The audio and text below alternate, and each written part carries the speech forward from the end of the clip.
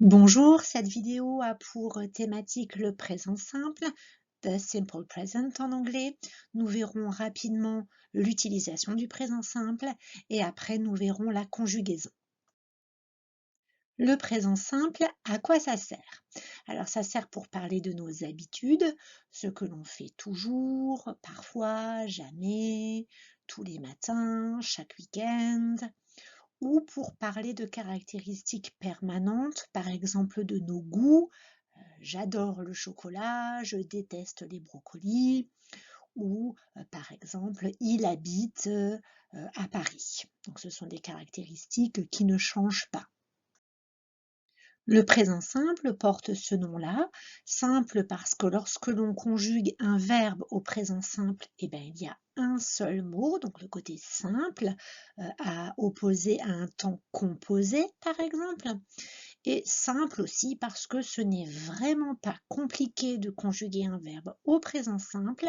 Il s'agit de prendre le sujet, they, I et you, par exemple, et de prendre le verbe comme on le trouve dans le dictionnaire, play, live, hate, sans aucune modification.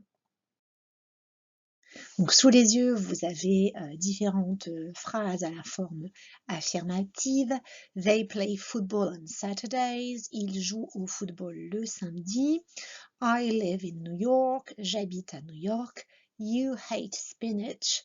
Tu détestes les épinards. La première phrase étant une habitude et la deuxième et la troisième traitent d'une caractéristique permanente du sujet. La seule chose à laquelle il va falloir faire attention au présent simple, c'est la troisième personne du singulier. C'est ce que j'appelle moi la zone dangereuse.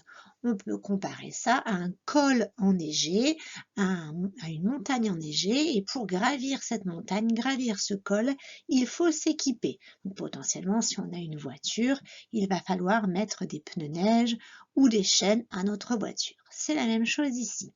Donc, lorsque l'on est dans des phrases ayant comme sujet la première personne ou la deuxième personne du singulier, I ou you, on est hors neige, on n'a pas besoin d'équipement. Par contre, quand on arrive à la troisième personne du singulier, he, she ou it, il ou elle au singulier, on a besoin d'un équipement. Le verbe devra s'équiper. Et lorsque l'on redescend, we, you et they, première, deuxième et troisième personne du pluriel, nous, vous, il ou elle au pluriel, on est de nouveau hors neige, le verbe n'a plus besoin d'équipement. Donc, dans la zone dangereuse, troisième personne du singulier, notre verbe va devoir s'équiper. Et quel est l'équipement que l'on va mettre à notre verbe? C'est un S. Il va porter la terminaison S. Voyons donc ce qui se passe lorsqu'on rentre dans la zone dangereuse. Reprenons nos exemples. They play football on Saturdays. Le sujet c'est they, troisième personne du pluriel. On n'est pas dans la zone dangereuse. Notre verbe n'a pas besoin d'équipement. Play. Par contre, si on change le sujet que they, on met à la place he, troisième personne du singulier. Il, on est dans la zone dangereuse. Notre verbe doit s'équiper. Il met un S. He plays. Deuxième phrase d'exemple. I live in New York. On est à la première personne du singulier. Notre verbe n'a pas besoin d'équipement puisqu'on est hors de la zone dangereuse. Par contre, si on change ce sujet et qu'on met à la place my mother, ma mère, ça peut être remplacé par she, elle, on est à la troisième personne du singulier. On est donc dans la zone dangereuse. Notre verbe doit s'équiper. Il va porter un S. Lives. My mother lives in New York. Troisième phrase d'exemple. You hate spinach. You, c'est la deuxième personne du singulier ou du pluriel. Dans les deux cas, on est hors de la zone dangereuse. Du coup, notre verbe n'a pas besoin d'équipement. Par contre, si on change you en his brother, son frère à lui, on est à la troisième personne du singulier. Ça peut être remplacé par he, il. On est dans la zone dangereuse. Notre verbe doit s'équiper. C'est pour ça qu'on rajoute un S à hate. His brother hates spinach.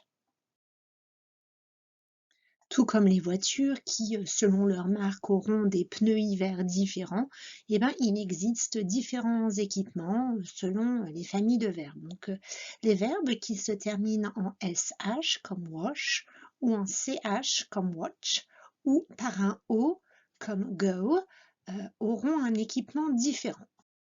Donc, que se passera-t-il pour le verbe wash ou le verbe watch ou le verbe do quand il arrivera dans la zone dangereuse?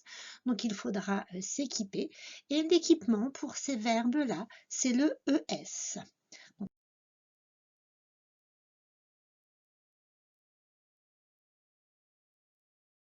Voici ce que cela donne concrètement. They go to school by bus. Donc, ils vont à l'école en bus. Si on change le sujet et on met he, on est dans la zone dangereuse. Le verbe doit s'équiper et l'équipement pour le verbe go, c'est ES. He goes to school by bus. Deuxième exemple. I watch TV every evening. Je regarde la télé tous les soirs. Si on change le sujet et qu'on met par exemple my friend Sarah, donc qui correspond à she, donc troisième personne du singulier, nous sommes dans la zone dangereuse. Watch va s'équiper et va mettre ES. Watches. My friend Sarah watches TV every evening. Dernier exemple, avec le verbe wash, you wash your face after lunch. Tu nettoies ton visage après le repas de midi. Si on change le you en his brother, son frère, on est dans la zone dangereuse, troisième personne du singulier. Wash va devoir s'équiper et mettre ES. His brother washes his face after lunch.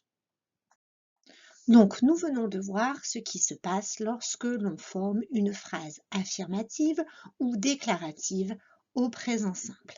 Maintenant, nous allons observer ce qui se passe lorsqu'on essaye de faire une forme négative. Quand on dit par exemple qu'on n'aime pas une chose ou une autre ou qu'on ne fait pas telle ou telle action.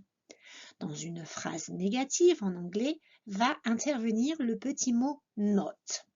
Le petit mot not, donc on va le symboliser par un sac que l'on va devoir porter. Et donc la question va être qui va bien accepter de porter ce petit mot not? Le verbe, peu importe sa nature, que ce soit wash, play, go, live, watch ou hate, un verbe c'est le chef dans la phrase en anglais. Le chef, il va refuser de porter ce gros sac not. Il va donc faire appel à un assistant. L'assistant en grammaire, ça s'appelle l'auxiliaire. L'auxiliaire du présent simple, il s'appelle do, D-O, do. Et c'est lui qui va être chargé de porter le not, puisque le chef, le verbe, n'en veut pas. Observons donc ce qu'il va se passer lorsque nous transformons une phrase d'exemple en phrase négative.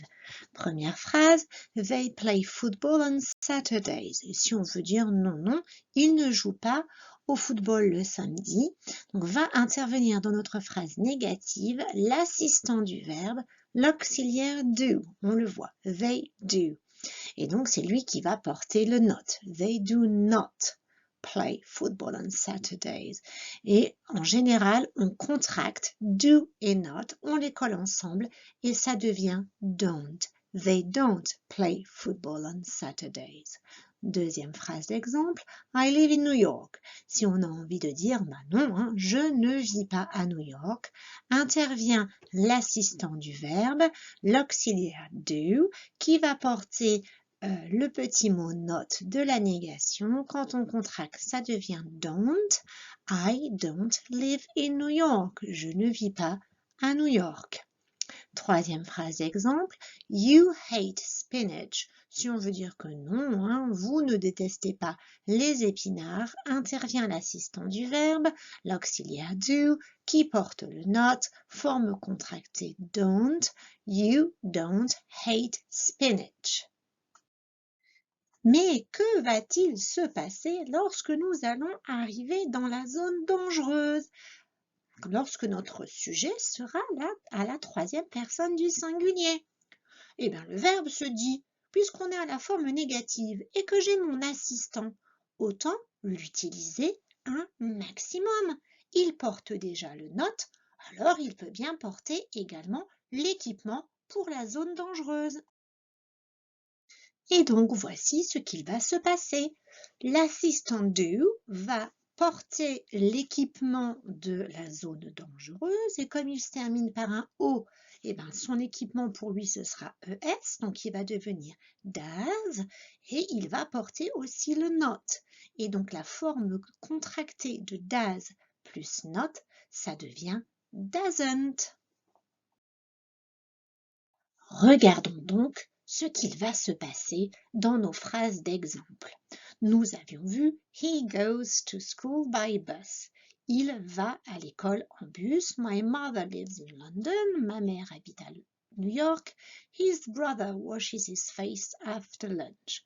Son frère se lave le visage après le repas du midi. Et donc, que va-t-il se passer lorsque nous allons transformer ces phrases à la forme négative? Regardons donc ce qu'il se passe dans notre premier exemple. Comme nous sommes à la forme négative, le chef ne veut pas porter le note, donc il appelle son assistant. Tadana! Voilà donc l'assistant do qui arrive pour, à la base, porter le note. Mais comme on est à la troisième personne du singulier, zone dangereuse, le chef, le verbe, en profite pour lui refiler aussi la terminaison. Donc do va porter ES puisqu'il se termine par O, does, et le not est à la forme contractée. Does plus not, ça donne doesn't. Et la phrase négative sera He doesn't go to school by bus. Il ne va pas à l'école en bus. Voyons voir maintenant notre deuxième phrase d'exemple. Nous sommes à la forme négative. Tadana, intervient notre assistant do pour porter le not. Puisque nous sommes dans la zone dangereuse, il doit aussi porter l'équipement anti-neige. Comme il se termine par O, son équipement c'est ES, do devient doesn't. My mother doesn't live in New York. Ma mère n'habite pas à New York. Que va-t-il se passer maintenant pour notre troisième phrase d'exemple? N'hésitez pas à faire pause, à réfléchir, à essayer de transformer cette phrase affirmative en phrase négative. Une fois que vous vous sentez prêt, relancez la vidéo et vous verrez si votre phrase est correcte. Voilà ce qu'il fallait trouver. J'espère que vous avez réussi.